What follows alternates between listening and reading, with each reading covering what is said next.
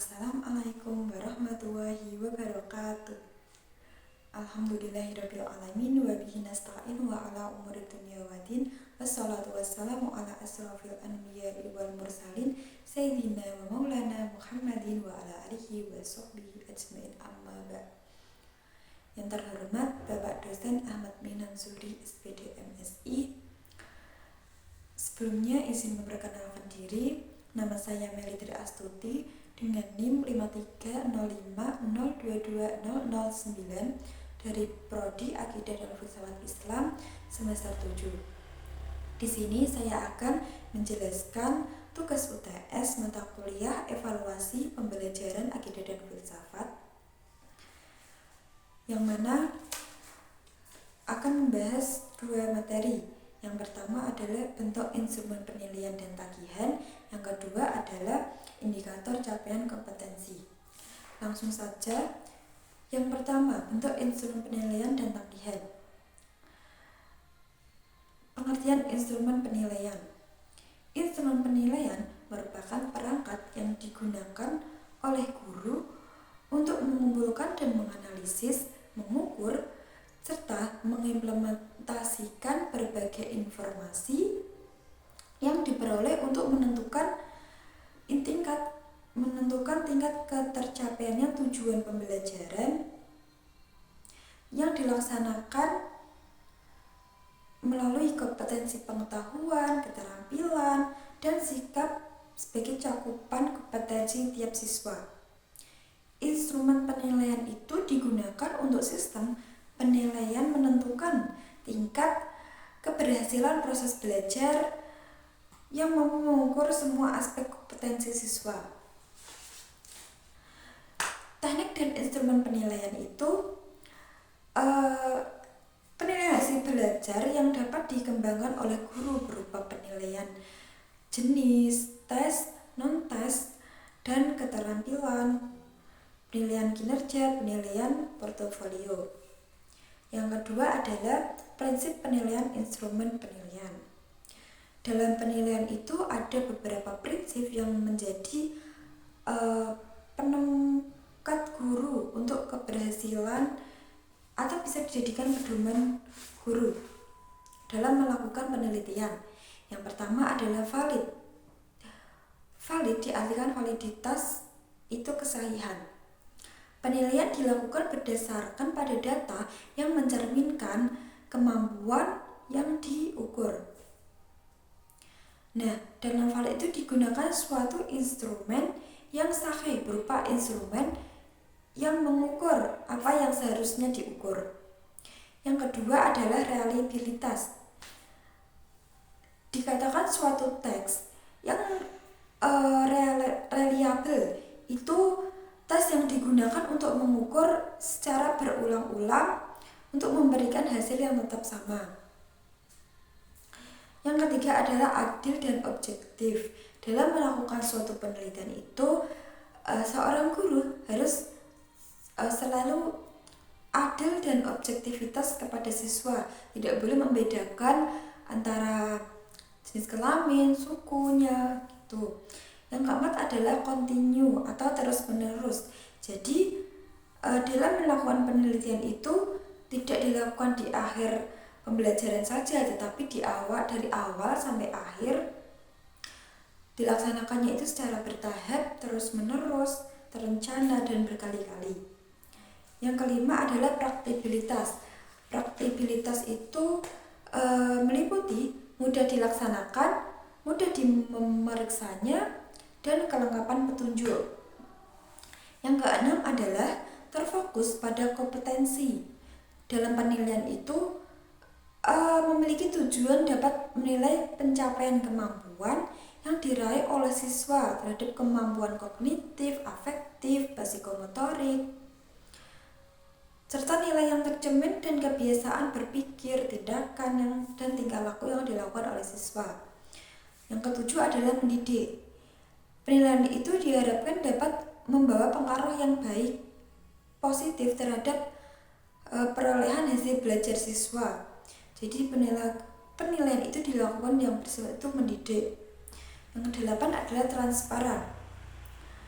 Penilaian itu dilakukan seharusnya terbuka untuk berbagai kalangan dan dapat dipertanggungjawabkan, sehingga tidak ada kegagalan dalam proses belajar siswa atau guru dalam melakukan penilaian.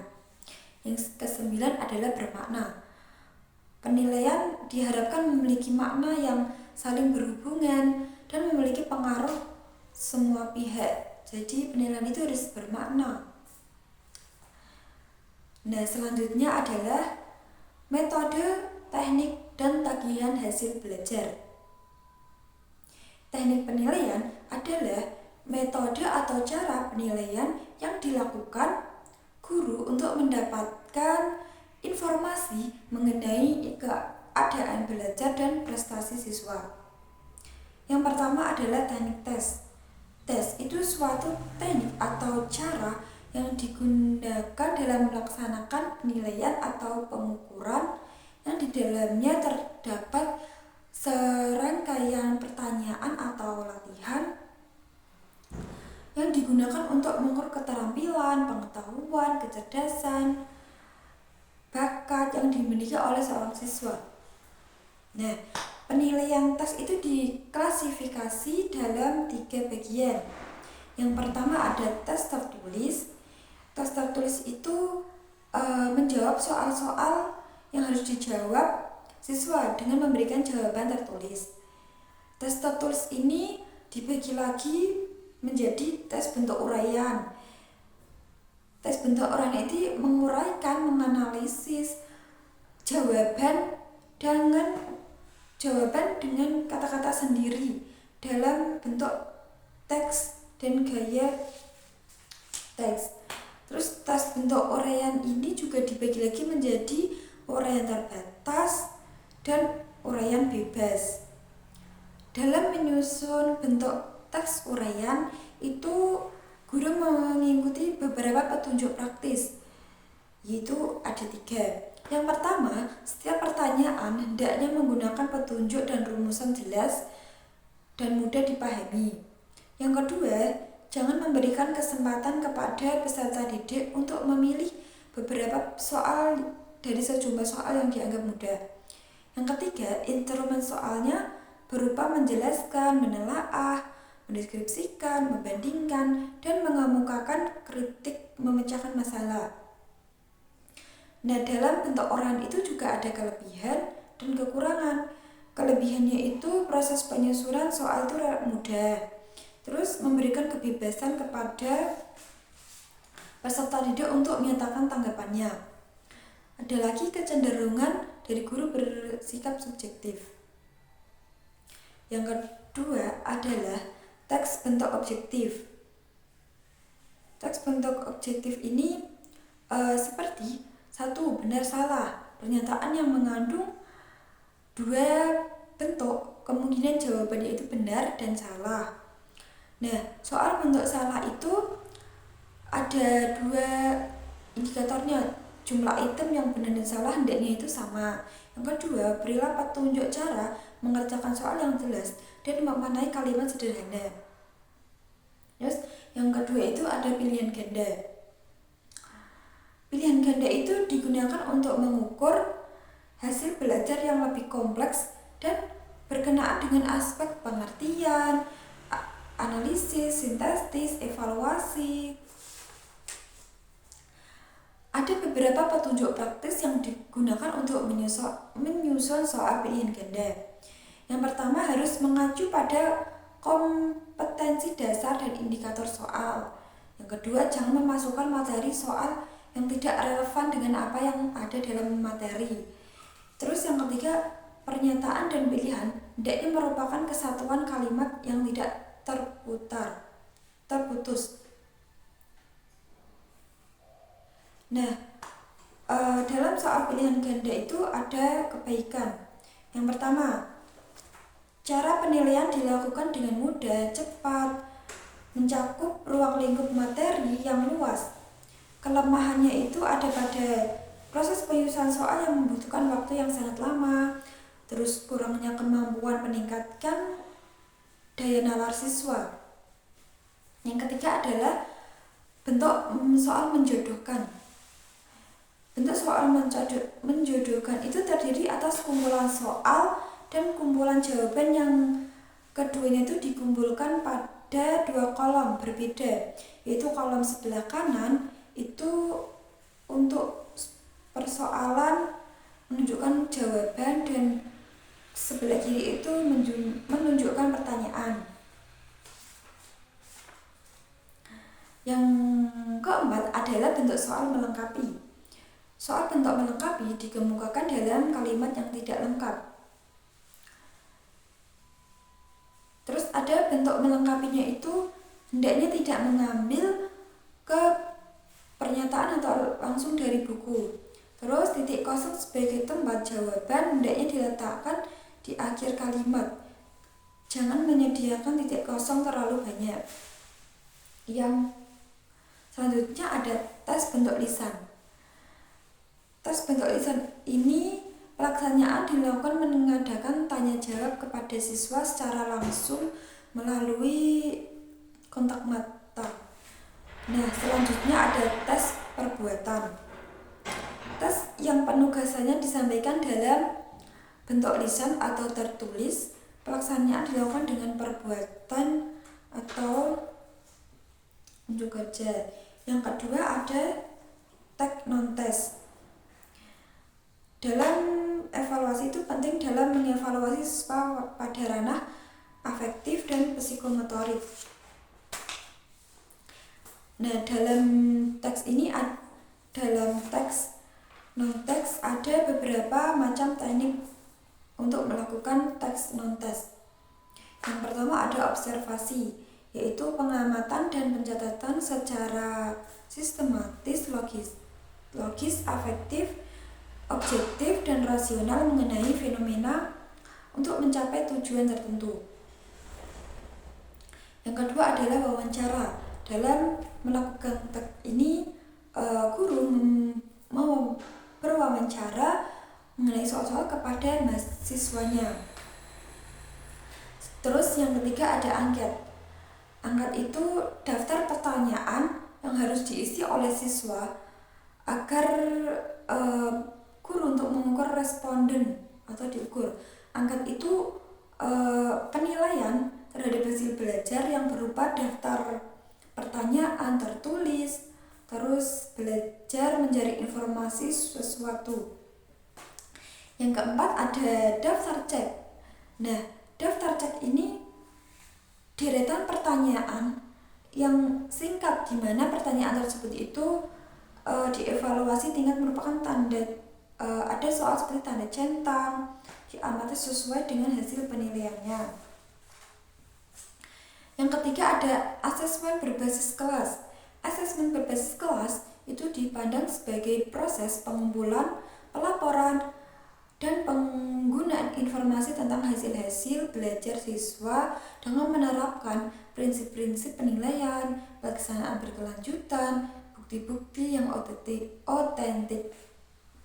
Nah, dalam asesmen berbasis kelas ini asesmennya ini terdiri dari 3, asesmen portofolio, asesmen kinerja, asesmen melalui tes tertulis, dan asesmen afektif siswa. Yang keempat ada asesmen kinerja. Asesmen kinerja ini penilaian terhadap proses perolehan penerapan pengetahuan dan keterampilan melalui proses pembelajaran yang menunjukkan kemampuannya siswa dalam menjelaskan proses dan produk. Yang kelima ada asesmen portofolio. Salah satu bentuk performance assessment yaitu kumpulan hasil tugas, tes, atau hasil karya siswa yang dikaitkan dengan standar atau kriteria yang telah ditentukan. Nah, selanjutnya adalah materi kedua, yaitu tentang indikator capaian kompetensi. Yang pertama itu pengertian indikator capaian kompetensi merupakan ukuran spesifik yang menunjukkan kemampuan, pengetahuan, keterampilan, terus sikap yang harus dicapai oleh siswa setelah menyelesaikan tugas, setelah menyelesaikan suatu kegiatan pembelajaran. Nah, indikator ini didasarkan pada tujuan pembelajaran dan dijadikan pedoman dalam penilaian hasil belajar. Jadi indikator capaian kompetensi itu untuk memperoleh capaian kompetensi siswa yang sudah ditentukan dalam tujuan pembelajaran. Nah, yang selanjutnya adalah macam-macam indikator capaian kompetensi. Yang pertama adalah ranah kognitif atau pengetahuan berpikir. Nah, indikatornya itu kemampuan siswa dalam memahami konsep, teori, fakta, dan prosedur, melibatkan juga keterampilan berpikir, mengingat, memahami, terus menerapkan, menganalisis, dan mencipta. Nah, dalam ranah kognitif ini ada instrumen penilaian. Instrumen penilaian yaitu terdiri tes tertulis, tugas individu atau tugas kelompok, terus ujian formatif. Nah, dalam ranah kognitif juga ada contoh capaian. Contohnya itu sebagai siswa mampu menganalisis dampak perubahan iklim terhadap kehidupan manusia. Yang kedua adalah ranah afektif atau sikap dan nilai. Indikatornya itu meliputi kemampuan menunjukkan sikap, nilai, minat, motivasi, penghargaan, terus terhadap materi pembelajaran. Instrumen penilaiannya itu meliputi observasi, skala, sikap, lembar refleksi diri, atau wawancara. Contoh capaian pembelajaran dalam ranah afektif adalah siswa menunjukkan sikap kerjasama dalam kegiatan kelompok dan menghargai pendapat orang lain. Yang ketiga adalah ranah psikomotorik atau keterampilan fisik. Indikatornya meliputi kemampuan siswa dalam melakukan gerakan atau tindakan yang terkait dengan keterampilan fisik. Keterampilan yang dibutuhkan itu membutuhkan koordinasi tubuh atau tubuh. Nah, dalam ranah psikomotorik ini, instrumen penilaiannya itu meliputi demonstrasi, praktik langsung, lembar observasi, terus keterampilan dasar, kriteria. Nah, contoh capaiannya itu seperti siswa mampu melakukan ekspresi laboratorium dengan mengikuti prosedur yang benar. Nah, untuk menguraikan indikator pencapaian kompetensi dalam pendidikan di era digital, penting untuk memahami bagaimana kerangka kerja dapat dibandingkan dan kontras dengan model pembelajaran Islam. Yang pertama itu ada 5. Yang pertama, integrasi teknologi. Itu merupakan era digital yang menekankan penggunaan teknologi untuk meningkatkan metodologi pendidikan. Yang kedua adalah fokus pada keterampilan kritis, yang dimana memprioritaskan pemikiran kritis, pemikiran pemecahan masalah di era internet digital. Yang ketiga adalah penggunaan belajar yang dispersonalisasi. Dengan bantuan analisis dan teknologi, pembelajaran yang adaptif menyesuaikan instruksi untuk memenuhi siswa. Yang keempat adalah pembelajaran kolaborasi. Yang kelima, mengatasi ketimpangan. Nah, yang selanjutnya adalah klasifikasi capaian kompetensi pada setiap jenjang pendidikan. Dalam hal ini, penting untuk mengeksplorasi bagaimana pengembangan profesional bagi pendidik dapat berkontribusi pada keberhasilan penerapan instrumen dan capaian kompetensi. Yang pertama itu ada pendidikan anak usia dini atau PG PAUD. Nah, Penilaiannya itu penilaian berbasis penilaian memanfaatkan alat penilaian berbasis permainan yang mengevaluasi perkembangan secara sosial, emosional, kognitif, fisik melalui pengamatan dan interaksi. Terus yang selanjutnya keterlibatan orang tua. Libatkanlah orang tua dalam proses penilaian untuk memberikan wawasan terhadap pembelajaran perkembangan anak di rumah. Terus rencana pembelajaran di individu. Kembangkan secara pembelajaran yang dipersonalisasi yang memenuhi beragam kebutuhan kompetensi pelajaran murid. Yang kedua adalah pendidikan dasar. Pendidikan dasar itu melalui penilaian formatif yang menerapkan penilaian formatif berkelanjutan yang memberikan umpan balik terhadap relatif kepada siswa dalam mendidik. Nah, yang kedua adalah kerangka kompetensi. Menerapkan kerangka kerja kompleks yang jelas standar dan kurikulum membuka keterampilan. Yang ketiga adalah pembelajaran kolaboratif, yaitu mendorong proyek kolaboratif memungkinkan siswa menunjukkan kompetensi dalam kerja tim, komunikasi, dan pemecahan masalah. Yang ketiga adalah pendidikan menengah.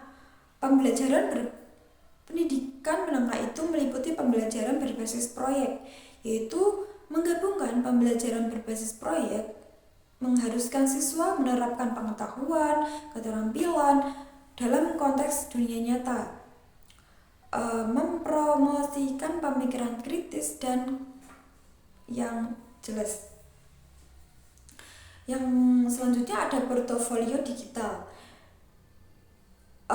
yaitu gunakan portofolio digital bagi siswa untuk menampilkan kompetensi mereka melalui berbagai artefak termasuk proyek, prestasi, dan refleksi.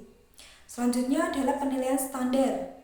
Penilaian standar ini menerapkan penilaian standar yang selaras dengan pendidikan berbasis kompetensi untuk memastikan konsistensi dan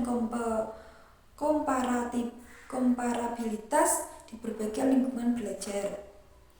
Yang keempat adalah pendidikan tinggi, meliputi model pendidikan berbasis kompetensi yang meliputi mengadopsi model pendidikan berbasis kompetensi yang memungkinkan siswa untuk maju dengan kecepatan sendiri, fokus penguasaan kompetensi atau materi. Yang selanjutnya ada magang dan pembelajaran pengalaman, yaitu memfasilitasi siswa untuk magang dan agar peluang pembelajaran pengalaman yang membuat siswa untuk menerapkan kompetensi mereka dalam pengaturan profesional. Yang selanjutnya ada pendekatan interdisipliner, yaitu mendorong proyek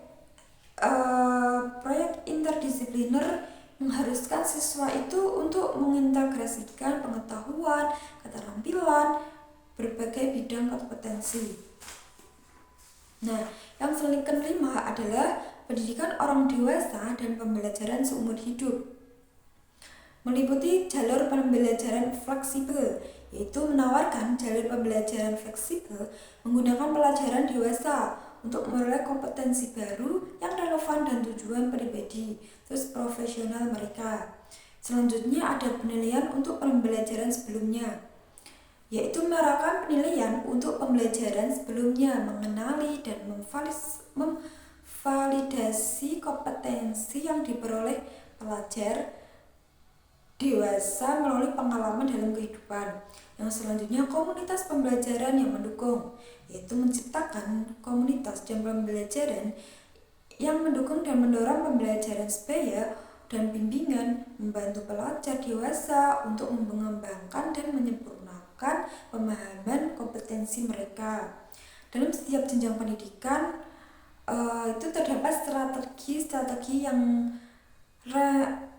dilakukan untuk menarik perhatian peserta didik, yaitu adalah pengembangan profesional untuk pendidik, penggunaan teknologi, kolaborasi, pemangku kepentingan. Yang terakhir ada teori dan konsep tentang capaian pembelajaran. Yang pertama ada indikator capaian pembelajaran menurut Ki Hajar Dewantara.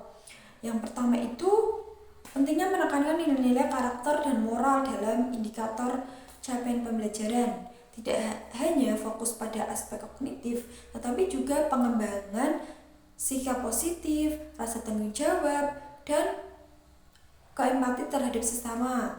Yang kedua ada indikator capaian kompetensi pembelajaran menurut John Dewey, yaitu menekankan pada pengalaman langsung dan refleksi dalam pembelajaran yang sangat penting untuk mengembangkan indikator capaian pembelajaran yang efektif. Yang ketiga ada indikator capaian pembelajaran menurut Al-Ghazali, yaitu mempertimbangkan pengaruh pendidikan pedagogis terhadap fokus pada nilai spiritual dan moral, menekankan integrasi aspek etika dan pendidikan, mendorong siswa tidak hanya mencapai prestasi akademik tetapi juga mengembangkan karakternya. Nah, lalu yang terakhir ada beberapa ragam indikator capaian kompetensi yang digunakan dalam berbagai negara. Yang pertama pengujian standar, yang kedua pengukuran pertumbuhan siswa, yang ketiga tingkat kelulusan, yang keempat nilai internasional, yang kelima ada metrik pembelajaran sosial emosional, yang keenam ada penilaian portofolio, dan yang ketujuh ada evaluasi umpan balik terhadap guru. Nah, itu tadi penjelasan materi mengenai bentuk instrumen penilaian dan tagihan dan juga indikator capaian kompetensi pembelajaran. Sekian materi yang bisa saya jelaskan. Mohon maaf bila ada kesalahan dalam mengucapkan, dan mohon maaf bila saya ada sedikit membacanya tadi. Terima kasih. Wassalamualaikum warahmatullahi wabarakatuh.